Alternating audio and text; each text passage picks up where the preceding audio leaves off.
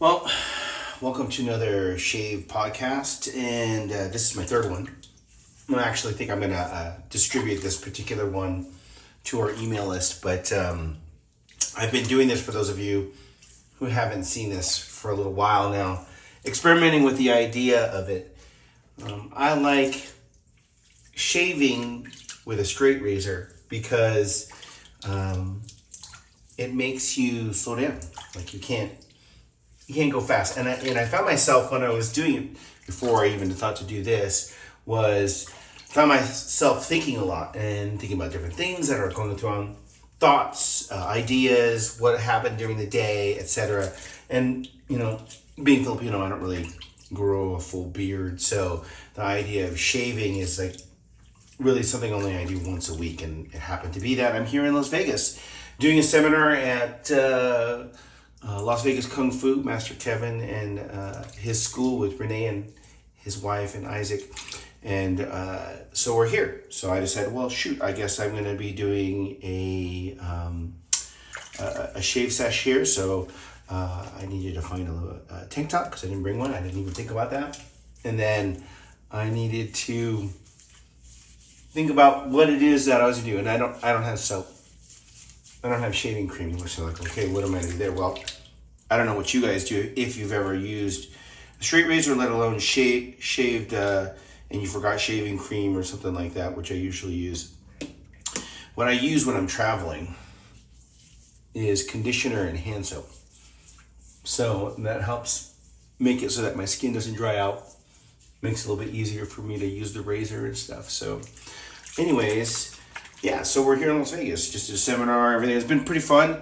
Did Friday training, and then we did today's training here. Not that many people, which is fine because most people don't understand the way that I teach and stuff like that, and why I'm teaching. It's mostly about like getting the opportunity to interact with people and get a chance to work with them and hear their questions. It inspires me and it helps me remember.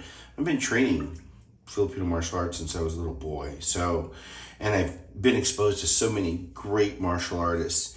And so when I teach, sometimes I'm reminded when someone asks me a question about something, they'll say, hey, what do you know about this? Or have you ever seen that person? Any kind of thing like that. So it's great to meet those people and then film it. And then I provide that training to my students through the membership platform. And then sometimes I'll package up the videos and I'll sell the access to the videos and stuff like that for people that want to learn remotely. Or I'll give it to free, which is like Friday's things. The video is going to go completely free on our private community, the ISE tribe. But yeah, it's been an interesting trip. The thing I've been reading this book and I've been thinking about this idea of flow. And bad habits of thinking and approaching things. And one of the things they talk about in the book, which is really interesting, was procrastination. So procrastination is something that like everybody struggles with, or lots of people struggle with. And the book takes this different point of view, and it reminds me of flow. When I'm doing jujitsu, sometimes I'll be rolling with someone and I'll say, yeah, oh, that's right, you're right, I should go the other way, right? So rather than resist whatever it is they're doing, I'll go ahead and do whatever it is that they're doing. And so with this book, it was saying, okay, well, like you're really good at procrastinating, but you're just procrastinating on the wrong things. What a beautiful way to flow, right? Like to flow by using something that's, instead of it being a bad habit or a bad way of thinking, but look at it as you're really skilled at putting things off. You're just putting off the wrong things, right? So, put off eating bad. Put off whatever your bad habit is. Put off putting off one thing or another. Instead of putting off, paying your bills, put off delaying it because it makes you anxious. And I think that from a particular like shift of thought is actually quite clever, right? Is to, instead of saying, I just need to get into action and using force against force, right? And trying to use some other new skill or way of behaving or thought, you use that instead. And then all of a sudden, it's much easier for you. I don't know if it'll work for you, but I've been thinking about, like, what am I going to put off? Paying bills on time? Because, like, you know, sometimes I'm just like, I don't want to do it, and I get there. Or, you know, the phone call I got to do, or the talking to I might have to have with someone, or the bad news I need to share with someone, or anything like that. And, you know, for work, I negotiate salaries and things like that. And I have to tell people whether or not they make it through an interview process. I'm frequently waiting to tell them that they didn't get the role, because I don't really like telling people that they don't get the job. The truth is that I wish that everybody that I spoke to got their job. I enjoy the hunt. When I was a bounty hunter, I like to hunt. And as a headhunter, a recruiter, I like to hunt. And I find people and think, okay, they might be a good fit. And I earnestly hope they get the job. But they don't always get the job. You know, I'll interview 20, 50 or more people, or screen through over 100 resumes. They can't all get that one job. So I would put things off. Now, if I'm myself thinking, well, I can't put off the email. I need to talk to them about it as soon as I can. You know, I wouldn't put it off for too long. So I don't want you to think that I was just like, you know, making people sit there and wait, uncertain about their future. It's just that I wouldn't do it right away. Now, I see myself doing it a little bit sooner. But it's also like in training. Like, if I know, maybe you're one of those people that, like, you believe that, you know, I got to do 5,000 reps of this or 3,000 before I get that. And just, you know, some people believe that. I'm not saying that I don't. Just not saying that I am or do. But just do it. Instead of putting off doing it because you don't want to do it, I'm putting off not doing it because it makes me anxious to not have done it. Anyways, it's one of the things I've been thinking about, and it's pretty interesting. I think it's an interesting way to shift what would be normally a bad habit, and instead becoming a great skill.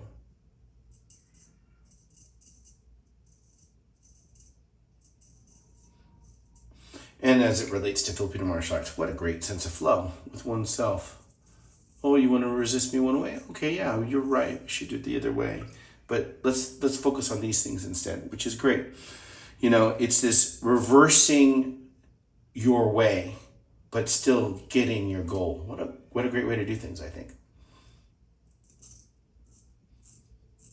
I don't know, what kind of habits do you guys have that you think that you need to reverse, and instead of it being something that's powerful, it's strong? Like, I compulsively buy whatever, and instead it's like I compulsively buy Bitcoin because it appears to be a much better thing. You know, generally speaking, crypto does better than in value at the minimum than inflation. So generally speaking, inflation's 2-3% per month lately. And usually Bitcoin gains more than that per month at the same time. Most of the time. It's volatile. I don't know if I agree with that investment strategy, but like the idea is interesting. I compulsively buy something good instead of, like, you know, I like to buy Magic the Gathering cards because I used to play that game. So I thought that was really interesting.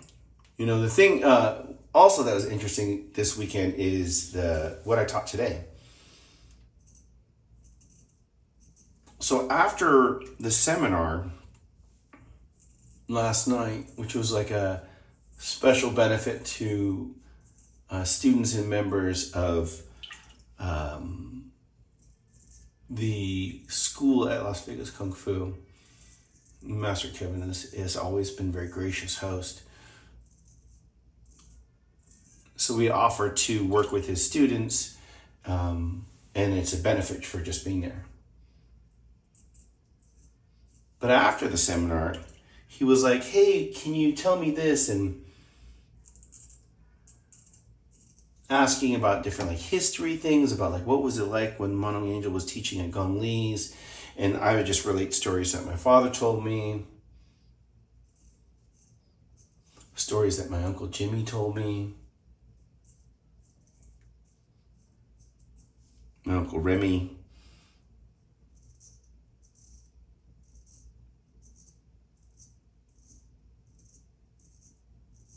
I don't know if you guys know this, but I actually got to teach there at the school, Gong Li's. It was part of this benefit, or I should say seminar, legacy seminar with Grandmaster Darren Tabone.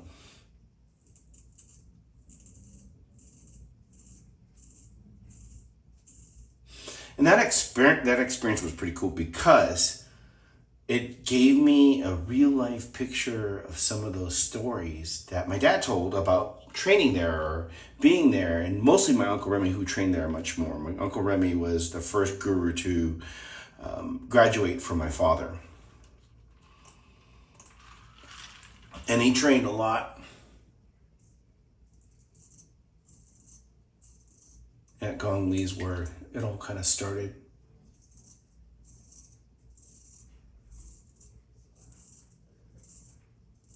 And, it was an interesting experience to teach there and kind of connect my experience of working with those people, a lot of Serrata people, but people from the Stockton scene in general. Grandmaster Lotosa taught. Jerry Preciado, I think, was there. My Uncle Remy and Grandmaster Lotosa and some of these guys got to sit together and talk and reminisce. It was kind of cool because they all remember each other from back in the day. And it was cool because my student Josh, and I think Josh was there, but I know that my student Justin, who's been training under me for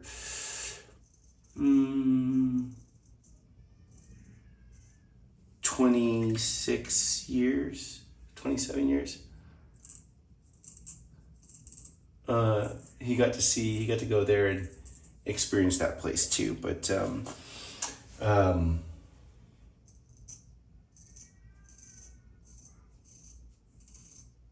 anyways, Kevin was asking lots of questions about the training and what was it like and the history, which of course got me thinking about it and stuff and doing that. And then he was like, well, how is it different, between one style and another? What was Max teaching?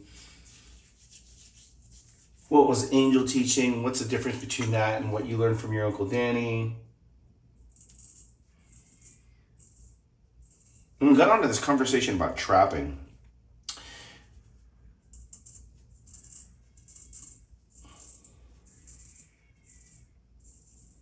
So he was asking about, like, what is it, what's trapping? Like, how do you teach at your school that's different? Do you teach all the styles together? And I'm like, that's really more like on my Uncle Danny's way of teaching. Generally speaking, the way I learned and the way that I teach my family system and the way my dad taught is you learn every style together, right? And, or rather I should say every style you learn together, but you learn them, individually. You learn all of one style or you learn all of another style. You don't mix them up per se until later. But at the same time, I'll do a thread. And the thread that we were doing this today was about trapping. And I covered De Quertis, I covered Serrada, Cadena Mano, referencing Silat, because Silat's known for trapping, of course, and I have an instructorship under that, or in a type of Silat from my Uncle Danny. So, what did that look like and everything? And then also in relationship to Balenta Walk, which I also learned from my Uncle Danny because he teaches Balenta Walk to his instructors, what he understands of it.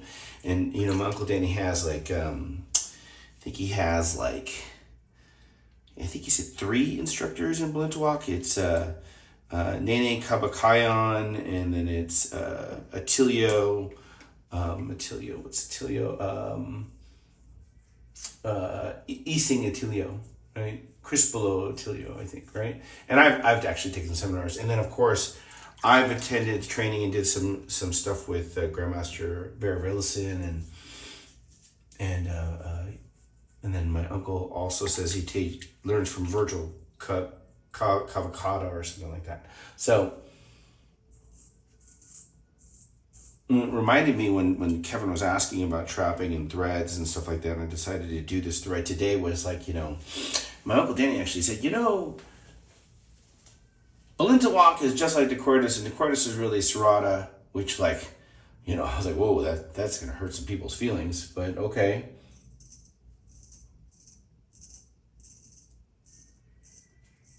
But it's, if you're a good student, and I try to be a good student, teacher say, student do. Oops, that was scary, wasn't it? Huh. How interesting.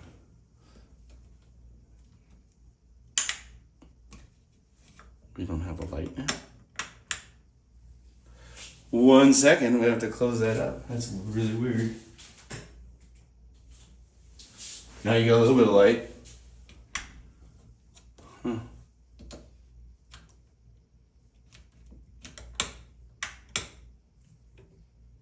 Very interesting. Why did the light turn off? Huh. Well, in just these occasions, every Eskrima needs to be ready for something, right? Let's see here. What can we do? Oh, that gives quite a bit of light, actually. Yay, I wonder how long that flashlight's going to last. And that's going to make for an interesting video. But anyways, so how does the trapping relate? And so we did that. We did Serrata. And we focused on angle 1, angle 6, angle 2, and angle 7. And sorry, I'm a little bit vexed because this is my 3rd time doing the format for shaving and doing a podcast, and it's, I don't know, hundreds of times that I've shaved with this razor. And it's the first time in a year or 2 that I've actually cut myself. But yeah, so we covered that. We showed how Serrata and Decortis have that similarity when it comes to checking and trapping and stuff, that aspect. Not just from the Serrata side or the Anian side of Decortis, but also just Decortis, as you might call it. So we did that, and it was really fun and interesting to kind of bring those two together in front of everyone and on camera, and then also bring out how they're different and why they're different, right? Because Balenta Walk strikes differently as you might learn it from, say, who I learned it from, right? So Inosanto, my Uncle Danny, and Ising Crispolo and Attilio, right, in his particular way of doing things, and of course Bear Wilson, who I had just a few encounters with. And then of course, my uncle, he learns from the same people, Attilio and all that stuff, but then also he pays attention to everyone else's way of doing things, which is cool. And it was super fun. And then showing how trapping works with Kadena, and then showing how that works with the Majapahit Silat that I know. So I had a lot of fun with that. I think it was an interesting experience. It was nice to actually get it on camera, as I said, and everyone was super engaged. So it was cool. And then we kind of broke off and we did okay, so, solo training, what what do you do for solo training? And I kind of brought that together with the idea of doing the forms of the Jurus, Lankas, Kimbongans, Buas, Bungas, and how that relates to doing, instead of closed loop drills or pattern drills that we do in Kadena, to doing techniques instead, or then doing it like a form in the air.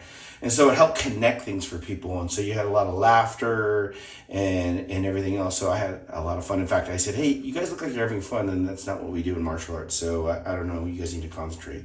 So that was fun. The last thing that I probably would have to tell you guys is James Song Lee, who I met at the US Open MayaCon through the WMAC Masters project that I've been contributing to and participating in a distant way. He goes, he and I are talking, I'm like, yeah, and then I mentioned some bounty hunting things, and he's like, you got to write a book.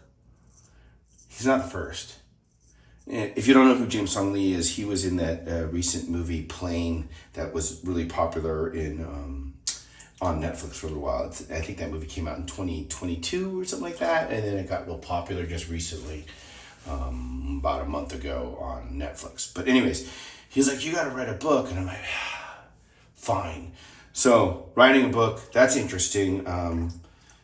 That whole experience, and I'm kind of taking it from what was it like to train when I was 4? Crap, I don't remember that. What was it like to train when I was 6? Well, I have lots of clear memories about that and other things. So what was that like, and what is that going to be like? So I'm having fun with that, really remembering those things, and then also bringing it to the future, and what was it like back then, and where did that result in? So I talk about my fight in January. I talk about being a bouncer. I'm going to talk about being a bounty hunter and stuff like that. So this is an interesting experience. I plan to have that out very soon. It's also going to talk about Serrata, talk about Sinawali, Largamano, Sunda Cuerdas, and of course, Cadena de Mano. But anyways, I'm done with my shave as much as I can in the dark. And stay sharp. Stay dangerous.